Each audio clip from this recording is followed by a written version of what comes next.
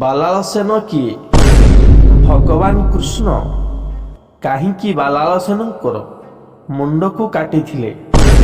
ଏହାର ଗୁପ୍ତ ରହସ୍ୟ କ'ଣ ଥିଲା? ବାଲାଳସେନ ଏମିତି କେଉଁ ଭୁଲ କରିଥିଲେ ଯେ ଭଗବାନ କୃଷ୍ଣ ତାଙ୍କର ମୁଣ୍ଡକୁ କାଟିଥିଲେ? ହଁ ଦର୍ଶକ ବନ୍ଧୁ, ମୁଁ ପବିତ୍ର ସ୍ୱାଗତ କରୁଛି ଆଜିର ଏକ ନୂଆ ଅଧ୍ୟାୟକୁ। ଦର୍ଶକ ବନ୍ଧୁ, ଭିଡ଼ିଓଟିକୁ ଆରମ୍ଭରୁ ଶେଷ ଯାଏ ଦେଖିବେ ଏବଂ ଭିଡ଼ିଓଟିକୁ ଲାଇକ୍ କରିନଥିଲେ ଭିଡ଼ିଓକୁ ଗୋଟେ ଲାଇକ୍ କରି ଚ୍ୟାନେଲକୁ ସବସ୍କ୍ରାଇବ୍ କରି ରଖନ୍ତୁ, ଯାହାଫଳରେ କି ମୋ ଚ୍ୟାନେଲରେ ଯାହା ବି ଏଇଭଳି ନୂଆ ନୂଆ ପୌରାଣିକ ରହସ୍ୟମୟ ଭିଡ଼ିଓ ପଡ଼ିବ ଆପଣମାନେ ସର୍ବପ୍ରଥମେ ଦେଖିପାରିବେ। ତ ଦର୍ଶକ ବନ୍ଧୁ, ଆଉ ଡେରି ନ କରି ଚାଲନ୍ତୁ ଭିଡ଼ିଓଟିକୁ ଆରମ୍ଭ କରିବା। ଦର୍ଶକ ବନ୍ଧୁ, ଆପଣମାନେ ସମସ୍ତେ ଜାଣିଥିବେ ଯେ କୁରୁକ୍ଷେତ୍ର ଯୁଦ୍ଧ 18 ଦିନ ଧରି ଚାଲିଥିଲା। ତ ସେହି କୁରୁକ୍ଷେତ୍ରରେ ବାଲାଳସେନ ସମସ୍ତ ଯୁଦ୍ଧକୁ ଦେଖିଥିଲା, କାରଣ ଭଗବାନ କୃଷ୍ଣ ବାଲାଳସେନର ମୁଣ୍ଡକୁ କାଟି କୁରୁକ୍ଷେତ୍ର ଉପରେ ରଖିଦେଇଥିଲେ, ଯାହାଫଳରେ କି ସେ ଏକ CCTV ଭଳି ସମସ୍ତ ଯୁଦ୍ଧ ଏବଂ ଯୁଦ୍ଧର ସମସ୍ତ ବୃତ୍ତାନ୍ତ ସେ ଦେଖୁଥିଲା। ତ ସେ କାହିଁକି ତାର ମୁଣ୍ଡ କଟାଗଲା? ଭଗବାନ କୃଷ୍ଣ କାହିଁକି ତା ମୁଣ୍ଡ କାଟିଲେ ଏବଂ ବାଲାଳସେନ ସେ କିଏ ଥିଲେ? ତ ଦର୍ଶକ ବନ୍ଧୁ, ଯେତେବେଳେ ପାଣ୍ଡବମାନେ ବନବାସରେ ଯାଇଥିଲେ ସେତେବେଳେ ହିଡ଼ିମ୍ବଙ୍କ ଭଉଣୀ ହିଡ଼ିମ୍ବାଙ୍କ ସହିତ ତାଙ୍କର ବିବାହ ହୋଇଥିଲା। ସେ ନାଗକନ୍ୟା ମଧ୍ୟ ଥିଲେ ଏବଂ ସେ ଜଣେ ଅସୁର ମଧ୍ୟ ଥିଲେ। ତ ତାଙ୍କୁ ବିବାହ ହୋଇ ତାଙ୍କର ଏକ ପୁତ୍ର ଜନ୍ମ ହୋଇଥିଲା। ସେ ପୁତ୍ର ଥିଲେ ବାଲାଳସେନ। ସେ ଅତ୍ୟନ୍ତ ପରାକ୍ରମୀ ଏବଂ ଯୁଦ୍ଧଶାଳୀ ଥିଲେ। ସେ ଶିବଙ୍କର ମଧ୍ୟ ଜଣେ ଭକ୍ତ ଥିଲେ।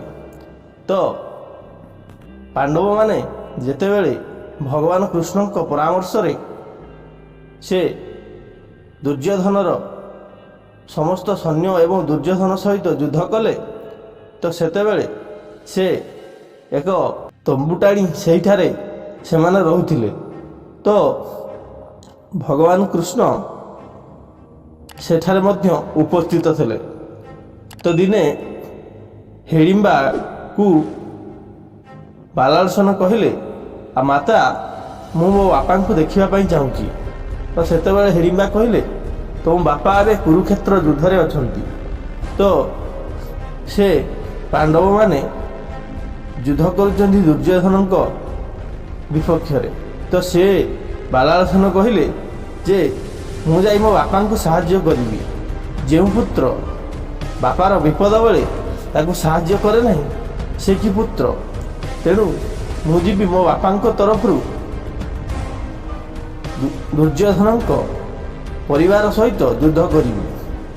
ତ ହିଡ଼ିମ୍ବା ମନା କରିଥିଲେ, କିନ୍ତୁ ବାଲାଳସେନ ଅତି ବାଧ୍ୟ କରିବାରୁ ହିଡ଼ିମ୍ବା ଶେଷରେ ଯିବା ପାଇଁ ଅନୁମତି ଦେଲେ ଏବଂ ବାଲାଳସେନ ସେଠାରେ ଆସି ଉପସ୍ଥିତ ହେଲେ ଏବଂ ସେହି ସମୟରେ ରାତ୍ର ହୋଇଥାଏ। ସମସ୍ତେ ଯେତେବେଳେ ନିଦ୍ରାଗତ ଅବସ୍ଥାରେ ଥିଲେ, ତ ବାଲାଳସେନ ବସି ଏକ ପଥରରେ ତାଙ୍କ ଶରକୁ ଘଷୁଥାନ୍ତି। ସେ ଶରରୁ ଚିଡ୍ ହୋଇ ଅଗ୍ନି ବା ନିଆଁ ବାହାରୁଥାଏ। ତ ସେହି ସମୟରେ ଭଗବାନ କୃଷ୍ଣ ସେହି ସମୟରେ ବୁଲୁଥିଲେ।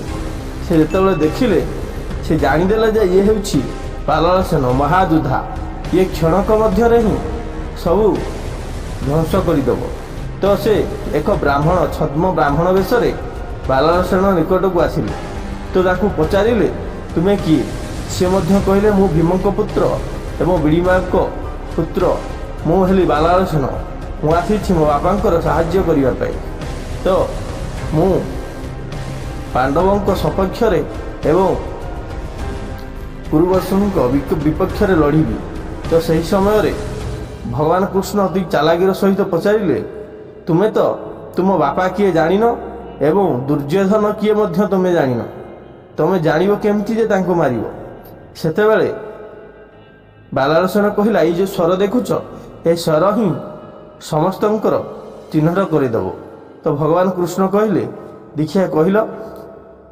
ତ ସେ ତାଙ୍କ ସ୍ୱରକୁ ସ୍ମରଣ କରି ଛାଡ଼ିଲେ, କହିଲେ ମୋ ବାପାଙ୍କର ଶତ୍ରୁ ଯେତେ ସମସ୍ତଙ୍କ ପାଦ ତଳେ ଯାଇ ଏକ ଚିହ୍ନ ଦେଇ ଆସ। ସେ ସ୍ୱର ଛାଡ଼ିଲେ ଏବଂ ତତ୍କ୍ଷଣାତ୍ ସ୍ୱର ଚଳିଗଲା। ଯେତେ ଦୁର୍ଯ୍ୟୋଧନର ଯେତେ ସମସ୍ତ ସୈନ୍ୟ ସାମନ୍ତ ଏବଂ ସମସ୍ତ ଭାଇମାନଙ୍କ ବାମ ପାଦରେ ଏକ ଚିହ୍ନ, ନାଲି ଅଙ୍କର ଚିହ୍ନ ଦେଇ ପଳାଇ ଆସିଲା। ଯେତେବେଳେ ଏସବୁ ଭଗବାନ କୃଷ୍ଣ ଦେଖିଲେ, ସେ ଆଶ୍ଚର୍ଯ୍ୟ ହୋଇଗଲେ ଏବଂ ସେ ଭାବିଲେ, କହିଲେ ମୁଁ 18 ଦିନ ଯୁଦ୍ଧ କରିବି ବୋଲି ଭାବୁଛି, ଏ ତ 18 ମିନିଟରେ ହିଁ ଶେଷ କରିଦେବ, ଏତେ ବଡ଼ ଯୋଦ୍ଧା। ସେତେବେଳେ ଭଗବାନ କୃଷ୍ଣ ଭାବିଲେ ଯେ ଯଦି ଇଏ ସବୁ ସମାପ୍ତ କରିଦେବ ତାହେଲେ ମୋର ନାଁ ହିଁ କିଛି ରହିବ ନାହିଁ, ମହାଭାରତରେ କିଛି କଥା ହିଁ ରହିବ ନାହିଁ। ତେଣୁ ସେ ମାୟା କରି କହିଲେ ତୁମର ଗୁରୁ କିଏ? ତ ବାଲାଳସେନ କହିଲେ ମୋର ପ୍ରଭୁ କେହି ଗୁରୁ ନାହାନ୍ତି, ତ ମୋ ମା ହିଁ ମୋର ଗୁରୁ।